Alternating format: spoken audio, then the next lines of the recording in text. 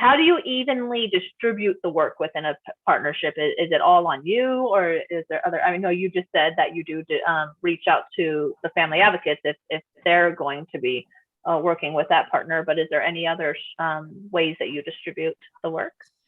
If it pertains to my service area, I take on upon that self because I'm the only person in my position. So everything with distribution, the community partners I have with that, I take on. But I also get community partners that hear about the distributions that aren't necessarily nutrition related. So I currently just had one of my community partners, Molina Healthcare, ran into another community partner that services, it's called Lighthouse Restoration. And she has an organization for single mothers and grandparents, and they provide like personal hygiene, food, backpacks, and things like that. Oh, okay. For Okay. single parents and stuff. But since that's a family service, I brought it on our meeting that we have weekly, the family service team. And we delegate it to a family service coordinator to coordinate how to have her come out to FEN meetings and things like that. So I'm creating the MOU for us, but I'm also passing it along to family services since that's a family service one. Yeah. Okay. Can you just explain what MLU stands for? MOU. Oh Lord. Oh, MOU. I'm sorry. MOU. If Yeah. you can. If you can.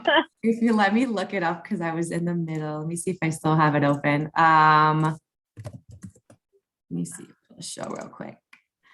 It's a memorandum of agreement.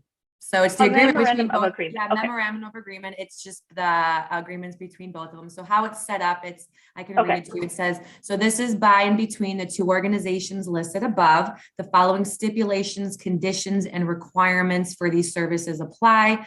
The term of this agreement shall begin on the date signature below, remain effective until one or all parties agree to terminate this agreement with at least 30 days written notification.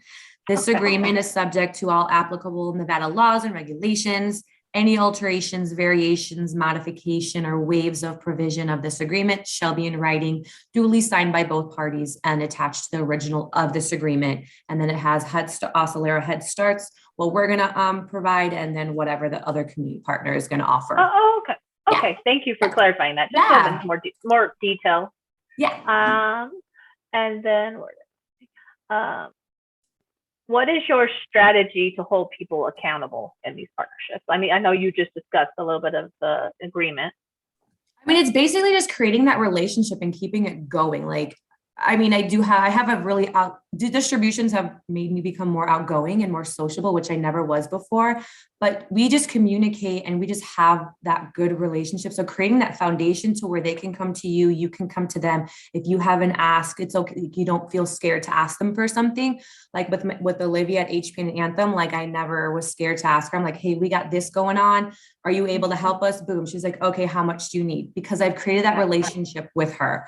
So it's basically, it's really about the relationship you have. Like you can create an MOU and if you don't continue it and keep in contact with them, it kind of just drifts away. So it's really important to be on it and consistent with those community partners.